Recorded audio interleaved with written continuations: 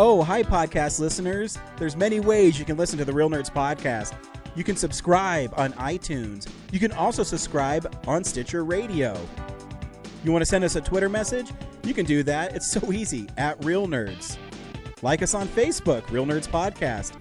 You can visit our website, realnerdspodcast.com, where there'll be a lot of articles for you to not only read, but to listen to our previous shows.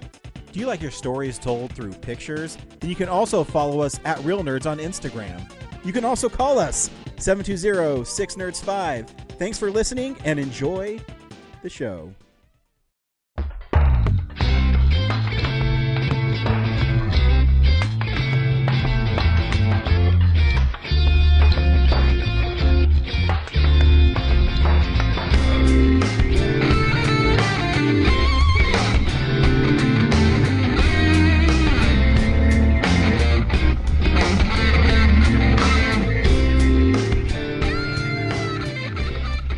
Welcome to Real Nerds Podcast live at Denver FanExpo, and I cannot believe I have this guest with me. Ming Chen is with us today. What's up, everybody? What's up, my real nerds? Yeah. What's going on? It's an honor being here. Oh, for sure. Thanks. I'm Ryan. I told you before we sat down, I actually have a funny story. For 7 years, on Sunday nights, my wife and I would sit down, watch The Walking Dead, Talking Dead, then Comic Book Men.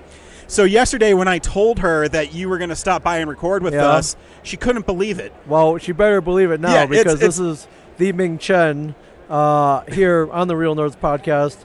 And, and thank you for watching the show, by the way. Oh, no. People are like, you're on at midnight. Who's going to watch that? I'm like, well, people who love pop culture, The Walking Dead, or stoners who stay up late. That primarily made up our audience, our million per episode strong audience. And it was pretty flattering because I remember Kevin, when this all started, Kevin sends me a text like, "Hey, this is gonna sound really weird, but they're thinking about shooting a reality show inside of the comic book shop." I'm like, "Oh, that'd be cool. Shop looks great. Yeah, you're an icon. You love comics. That's awesome." He's like, "No, you don't get it. They want you and the other guys on there too." Excuse me, Walt, Brian, Mike. I'm like, who the hell would watch that? We're a bunch of knuckleheads. We argue about the dumbest things. We're old. Yeah. We're barely, no one would watch that. They don't put guys like us on TV. I just thought he was really high. Yeah. Kevin, you may know, smokes a lot of marijuana, smokes a lot of weed. He would love Denver. So I just chalked up that to him being really high. Lo and behold, this crew comes in one day. They shoot a pilot episode. Somebody, AMC watches the pilot, and he's like, "Dude, they're gonna 6 episodes. You're gonna be on TV." I'm like, "Get out of here!" It was so weird, and I remember when they announced that, and we shot the pilot, but it was the pilot episode was kind of like they didn't really know what they wanted. So there were parts where they were like, "Just say this. Like we're trying to shape this. Just say this." I was like, "I wouldn't say it like that." They're like, "Just say it for the purposes of the pilot." And they're like, "I'm like, okay." So it seemed weird, and then when it got picked up, I was like, "Well, now it's all you. There's, we're not gonna, you guys got to be you now." And I remember there was about a month of uncertainty. I was like, I'm not a TV guy. I don't want to be on reality TV. I'm not that guy. I was thinking in my head, it was like, what if this doesn't work? Like, are they, could they be like, oh, could they let me go from the show?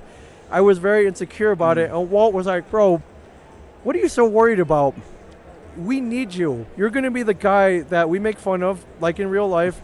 You're the guy that we put upon stuff and annoy, and you're the guy who's going to, you're just the guy that's going to do all the stuff that we don't want to, and people are going to relate to that. It's like, we need you. You can't."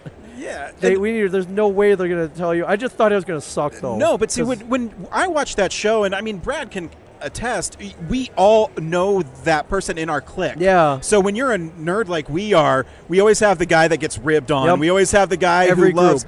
But when you take that away from it, you go, you're relatable because whether it's G.I. Joes or building the aircraft carrier or whatever, you go, those are the toys that I always wanted when I was a kid too. And then they walk into this store and they go, they have to buy it. Like, they can't just leave without it. Right. It's funny that the first season, we knew no one really knew what they were doing, so we didn't have like a budget to buy stuff per se. Mm-hmm. And Walt only buys stuff that will sell, that he knows he can turn around and sell for more. If you watch that first season, he doesn't buy anything. No. He does not buy anything because he doesn't think he could sell it. And then by the second season, he's like, listen, dude, settle down, calm down. We're going to give you a budget to buy stuff. So you can be a little more freewheeling. Yeah. Be Walt. Be stingy. Yeah. You're still running a secondary market business where things live and die by profits and, you buying stuff low enough that you can sell for higher. But relax, bro. Like, you can't, because the executives at AMC were like, why don't these guys never buy anything?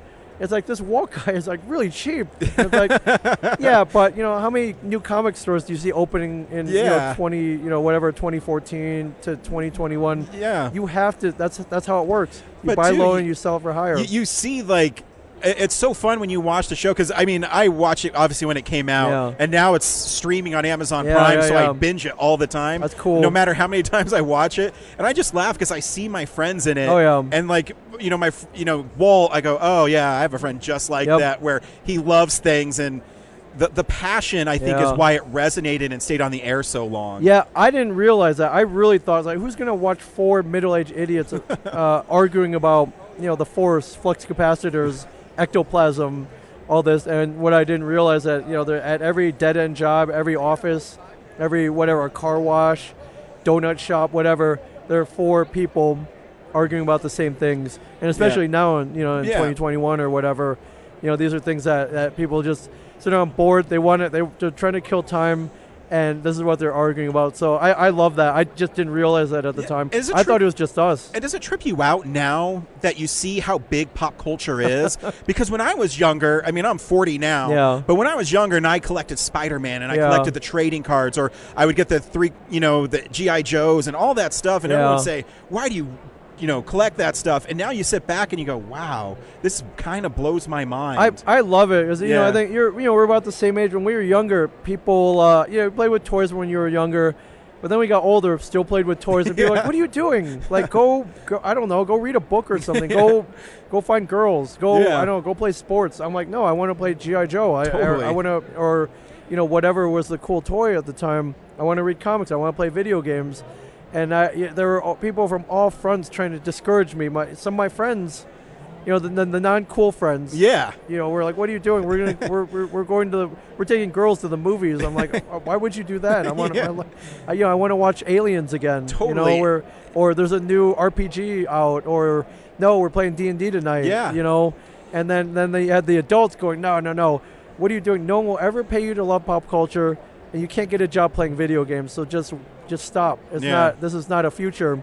As we know now, though, there are kids making millions of dollars doing both of those on YouTube, on Twitch, on Facebook Live, whatever. So I'm glad I never listened to them. Yeah. So is it true, and I don't know, did you start as in the View Askew message board? I started the message board. Did you really? My origin with Kevin was I saw Clerks in 1994, 95 when it came out on VHS. I became just really obsessed with it. I have these weird periods where I just get obsessed with cool stuff. Yeah. Whether it be a movie or a game or like a property or whatever, if it's cool. And Clerks happened to be I was like, oh my God. It's shot in grainy black and white. Nothing happens. But this guy's dialogue is like how me and my friends talk. Yeah. And this dude wrote a 10-minute scene about stormtroopers changing toilets on the Death Star. I like this guy. I want to meet him. But and when you get obsessed with something, you start trying to find outlets for it. Yeah. So my first outlet is I wanted to show all my friends this awesome movie I just saw. Because as nerds, when you find something awesome, you're the one to discover it. You want to be the guy who tells everyone how cool it is. But my friends refuse to watch it. They're like, what is this movie? I'm like, it's like, oh, it's awesome. They're like, well, why is it in black and white? I'm like, well, it's low budget. They're like, what is this, an art movie, like new wave art movie? We're not watching this. I'm like, no, it's awesome. They're like, well, what happens? I'm like, well, there are two guys in a convenience store. And I'm like, well, there are two stoners outside the convenience store. Like, does anything happen? I'm like, no, but they talk, the dialogue's awesome.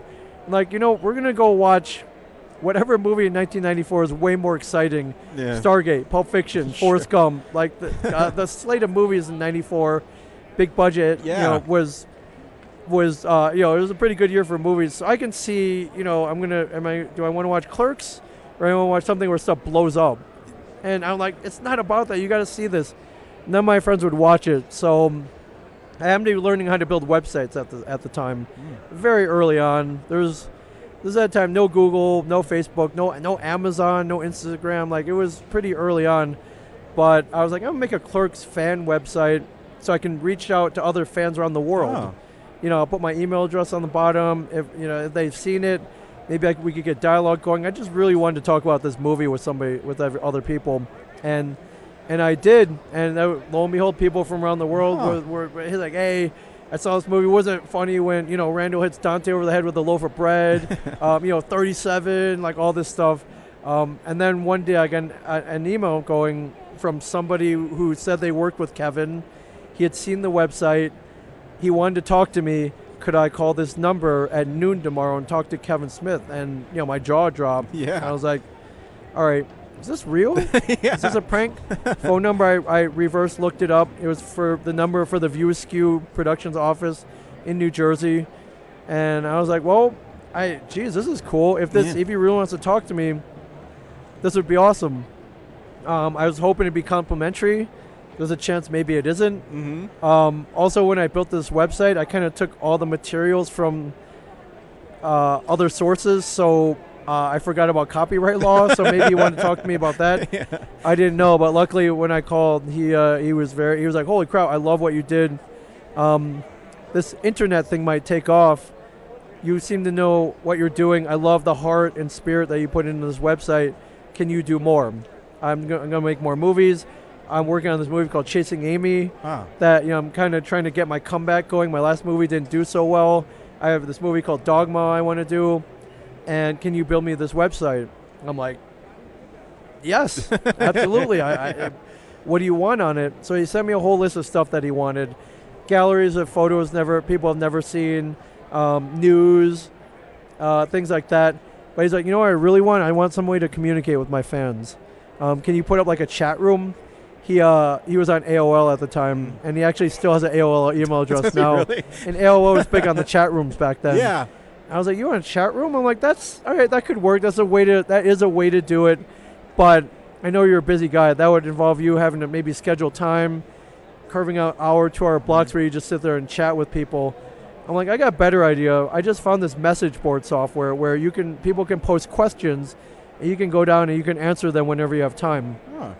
So whether you have time to answer 10 questions, 100 questions, or just one question, I think this would be better suited to your schedule and to your style. He's like, that sounds pretty cool. And that's where the VSQ message board started. And it was cool. We built a community. It's we basically built social media for him before there was any social media. I remember that because I used to go on that website. Yeah. I ordered the Mallrats script from there. Yeah. And because that was my first introduction to the VSQ universe was Mallrats. Yeah, man. And, at that time, it was kind of like the taboo movie. You say, hey, look at this VHS, and they talk about stink palm and gerbils. And they're Buttman. And Rug munchers. Yeah, and I think that whole website helped us get into that world, too. Yeah. That you built. And I didn't know it was that intricate because you're right. You had like these inside jokes, and that it was kind of like winking at you. Right. If you saw Clerks, then those guys pop up in Mallrats too. Yeah. And it's like, wait a minute, the girl died swimming. Like they talked that was the girl's funeral in Clerks. Holy crap! I mean, one of my favorite things to say all the time is from Mallrats, and I still say to this day, she's fucking dead. I love that moment. Yeah, and I just think it's cool because it really brought TS's line. They're talking to Brandy right in the beginning. Everybody together, and I think that's what it comes back to. You guys on Comic Book Men is why it's so relatable and it lasted so long, is because I've said it. We relate to you so much, and it's like a peek into the world, but. Even though you guys are on TV or, Kevin makes movies, it feels like it's us. Yeah. Like, it speaks to us. We are you guys, man. We are these weird fanboys. And I'm the guy who loves everything, and I love adventure. There's always that guy, the grump. He hates everything. Mm-hmm. He's always making fun of everything that everybody else likes. And, he thinks he's better than everybody else. You got the guy who got real weird quirks. You got the knowledge guy who's always spotting now. Yeah, it's great. Yeah. Before I was in my career, I am now. I worked in a restaurant, and I used to do those crazy things like your sidewalk sell, or just random things. I'm like, man, I'm the Ming when I was back then, because I'd be like, hey, come in, and if you buy this bloomin' onion, you get a free beer. Yeah, and I'd have a spinning wheel, and then no one would do it. Right, and then they would make fun of me all the time because we didn't sell anything. I'm like, idiots! If you would have helped me out and helped me market and got into it like I did, it would have been awesome. But so I just related so much. That's cool, man. Somebody's got to try, man. Yeah, you got to try. Always, no matter how wacky the idea is, just try it. No skin off your back. Yeah. And I'm going to bring it full circle because you also do something else that you're on my podcast, but you also have a shared universe or shared cast. Shared universe. I opened up as a post. After we got canceled, we were just kind of like, well, what now? What now? And Kevin has always been like, hey, what do you love doing? Try to turn that into, expand on it. Turn it into a career, make it bigger. Try to find a way to do it every day. So because it's something you love and you look forward to it.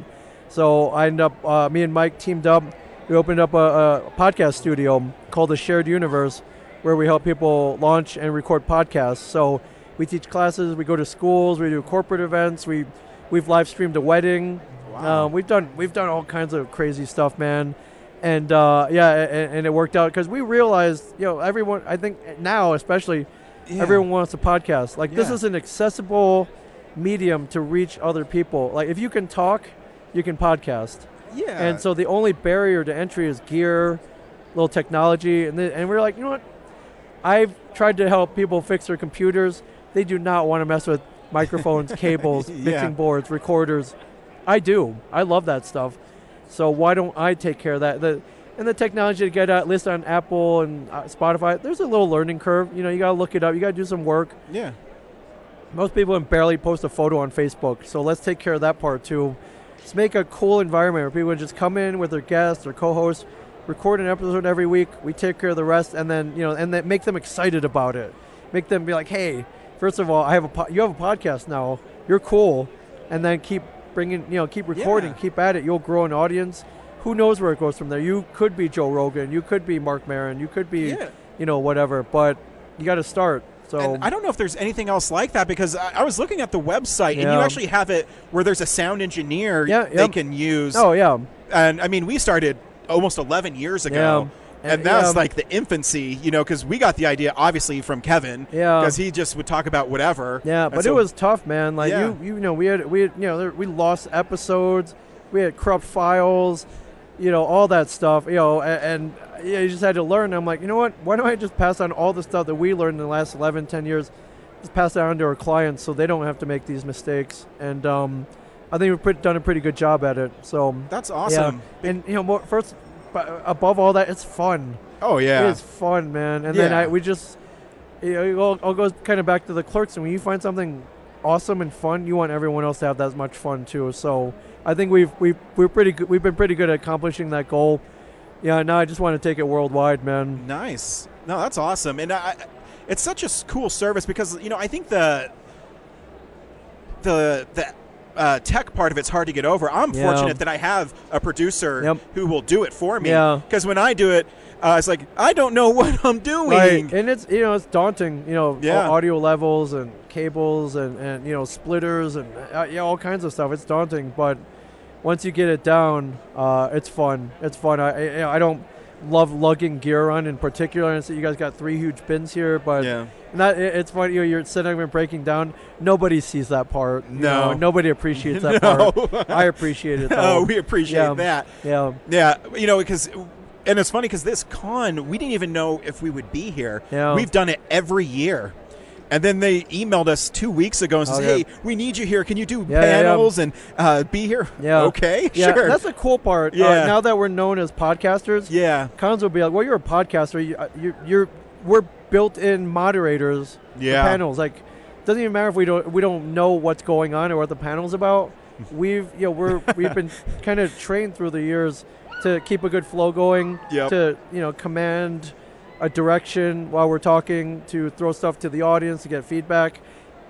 I think that's great. Yeah, and I love it. Yeah, I think they recognize that too because I have my panel later today. Yeah. I don't know what I'm doing on it, but I'm just going to go up there and my Yep. favorite thing to say, "Hey, how'd you get your start? Yeah. Let's open up to the audience and then just facilitate it that way." Yeah. What inspires you? What are you working on next? There's always a list of breaking case of emergency questions where it's just simple where you can ask one of those. They'll go on for 20 minutes. You want to hear my stupid one? I always say. Yes. All right.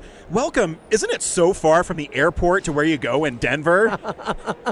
And it is. It is. And it is. And they'll tell some story about how, some mishap that happened on the way to the airport. Exactly. And it's great. So there is an art to being on the podcast, but once you get comfortable with talking to people, I think you can talk to anybody. Yeah. And and that's why it's so cool that that's what you do, because even if someone is a little unsure, they can go to your studio and like, hey, relax. We got this. Yeah. You be you. Just talk. If something happens, we can edit it out like it never happened. It's the perfect format for, even if you're unsure of yourself, you get it right away. But I'm like, this is not rocket science. Have you ever had a conversation with someone? Great, that's a podcast. Exactly. Right. And I know the tech guy hates it, but I'll talk and it's like, hey man, you need to edit that out. That was horrible. Yeah. And we'll leave a space so I know where it's at. Yeah. But that's why the tech people, and if you take that away, and you let them just be themselves, I think that's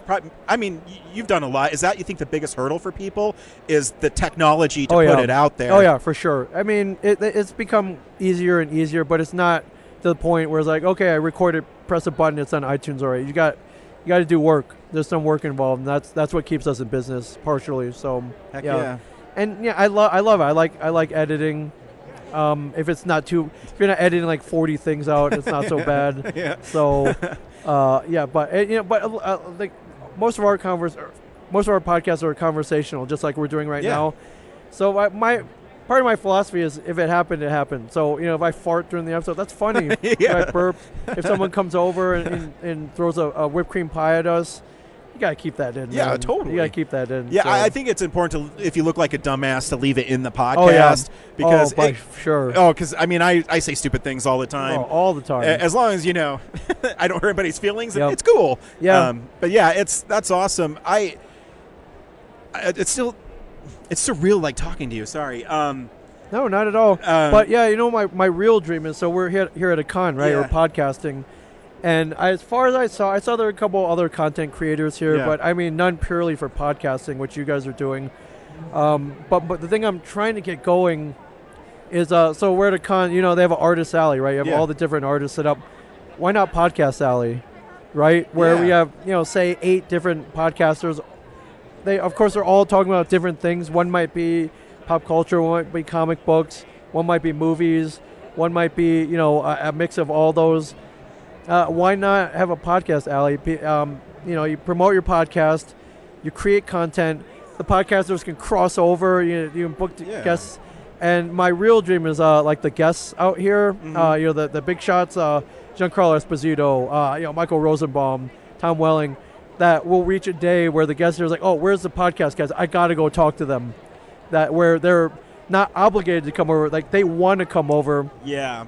Podcast, promote their thing. Maybe they want to borrow your setup to record their own show. Yeah. I think we're at that point where a podcast alley would make just as much sense at a Comic-Con as an artist alley, for sure. That's a great idea, because, one of the things we always struggle with is, do we approach these people and say, hey, we've been fortunate that we've been at cons where some of them would say, we'll sit down with you, like you, so thank you. Oh, yeah. So sometimes celebrities do sit down with us absolutely. just randomly. Yeah, I've seen 2 schools of thought on that. One, they get it because they probably either, a lot of these guys have their own podcasts. Michael Rosenbaum, Inside of You, Giancarlo Esposito. I was at a table with him not that long ago, and he said he wanted to start a podcast. I gave him my number. I'm like, dude, I will send you gear. I'll help you out. Here's my number. And he was very open to it. He was like, we're going to be we'll talk. Nice. Which is cool. Yeah. And like, can you imagine, I know. It's Moff Gideon or Gus Fring with his own podcast? Like, that's awesome. That is. Carolina Ravassa, voice actress from Overwatch, she does Twitch streaming. She interviews people. That's a podcast. So a lot of them get it. Some of the other ones, right, they haven't warmed up to it. And I've heard some other celebrities going, no podcasters. I don't want to talk to some BS podcast. I'm like, okay, well, we don't want to talk to you either then. Yeah. No, I agree. Yeah. It's because it Don't is. look down on us, man, and because you're being short-sighted. I agree because I think, and I mean, I'll toot our own horn. Like, we haven't missed a week in almost 11 years. Every week we have a new show. That's awesome. But we also have way more episodes, whether it's interviews or that. And I think if people would just, look at us and say, oh, yeah, they are a podcast and they put a lot of content out, it would reach other people. And, you're right. Some celebrities are like, cool, totally. Just like you. You're saying, yeah, I'll sit down and talk to you. No problem. And then you get the other ones that they go, if I have time, and then you go, okay, I won't see you later. It's fine too. I'm not asking for half an hour. Give me 3 minutes. Give me 5 minutes. We just want to, I feel everybody wins. You get to promote your project, plus you get to promote your that you're at the con. And then we get some content, which helps our show. Like, there's no reason why you can't give like 2 minutes for it. And if it's if you want money, I'll pay for it. And I'll pay for an interview with whoever's Zach Quinto for 3 minutes or 5 minutes. I think that's something else that we could start. It's like, okay, if you want financial incentive, I would pay $50 for a 5-minute interview with Zach Quinto. Like, come on. Just sit down. We're cool. I have candy. We have candy. Exactly. Totally. Is there anything else you're doing in Denver? Or are you just staying this and then bouncing? I mean, I've knocked out a lot. So when I go to these cons, there's the Comic-Con, right? So you meet people, you buy stuff, and then but after hours is what I really live for. So you guys from Denver? Or are you guys from here? So Denver's got an inordinate amount of awesome dive bars. Yes. And dive bars, I feel, they're a wretched hive of scum and villainy, but you get great stories in there, man. And I have the greatest time in them, man. As I meet the bartenders are usually pretty grizzled, but they got great stories. And if you befriend them, they'll start throwing you extra shots or whatever. Usually they have great music, and and the clientele though. You got stories. They'll hang out. They're very open to talking to you. They'll tell you about all the weird stuff going on in their lives. It's so much fun. So I found a couple here already that I've already been to. Nice. I love food, so I've been to some cool restaurants already. Nice. And on the flip side from the dive bars, I love like craft cocktails. So I went to Williams and Graham last night. You know, the premier speakeasy in Denver. Oh yeah. And I made it go to a couple other tonight. I have tickets for Meow Wolf tonight. Cool. Which is I've been to the one in Santa Fe. It's one of the coolest things I've ever seen. Yeah. So when they start expanding them to other cities and they finally finish them, I'm like, I got to go to all of them. So you're really absorbing Denver. I love it. Yeah, for sure. And do this in every city I visit. But Denver's special, man. I think Denver, I probably need like a solid 4 or 5 days to actually explore everything. Yeah. But, I went to Biker Jim's Gourmet Hot Dogs, which is amazing. If you haven't been to a hot dog place with like wild game, like where you can get rattlesnake hot dogs, get like elk hot dogs, or you can get a real regular all beef hot dog. What's the fun in that? Really great food, no BS. Pay for, sit down, eat it. Great stuff, man. So these are the kind of things I'm trying to find. Awesome. Is this your first time in Denver? This is my second time in Denver. Second time. I did a show here about 5 years ago. It was a Walking Dead convention. Was not in this glorious space here. Is that like some kind of rodeo complex? The Western Complex. Yes, we were at the Western Complex. Yeah. Smelled a little bit like manure. It does. There was one arena. It was all dirt. Had a dirt floor for the bull riding or whatever. It was a very interesting venue, but it was cool. Yeah, we're in January. That's when we have the National Western Stock Show. Oh, okay. And it's huge. Yeah. So you were in the corral. Yeah, the corral. We were in the corral for sure. Ming, thanks for stopping by. Dude, absolutely, I can't believe it. It's kind of awesome. Yeah, I walked by, I saw the mics. I was like, so we're recording or what? And here we are. So thank you. Awesome. And if we can need to find you and get on a shared universe and stuff like that. Oh, yeah, Shared Universe. You can find us at ashareduniverse.com. The name A Shared Universe is twofold. One, Shared Universe is a comic book reference where, Spider-Man might pop up in Metropolis, help out Superman, or, Doctor Doom, even the villains will go and, work with like Darkseid or their, JLA versus the Avengers or whatever. So, that's cool in our world.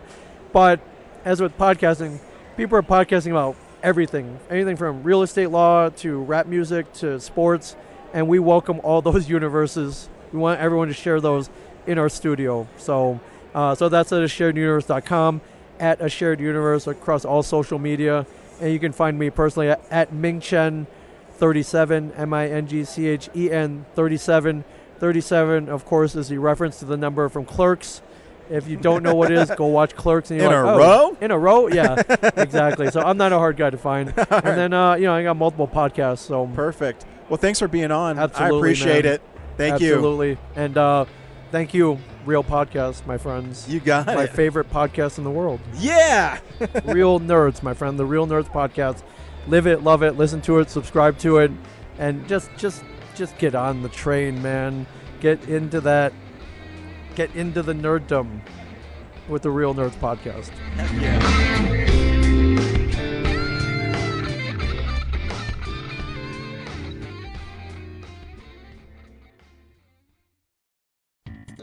Thank you for listening to this episode of Real Nerds Podcast. Real Nerds Podcast is a production of Nebulous Visions Multimedia. Thank you to Sparks Mandrill and Plan 9 Studios for our kick-ass theme song. Also, if you're in the Denver area and you're looking for a cool place to see movies, we see them at the Alamo Drafthouse in Littleton and now also in Sloan's Lake. Thank you to Colorado Coins, Cards, and Comics for supplying us with all our comic needs, especially you, Andrew. You know who you are. And a big shout out to James's mom. I'm giving you an electronic hug that you can feel through the airwaves. Thanks for listening, and have a nice day.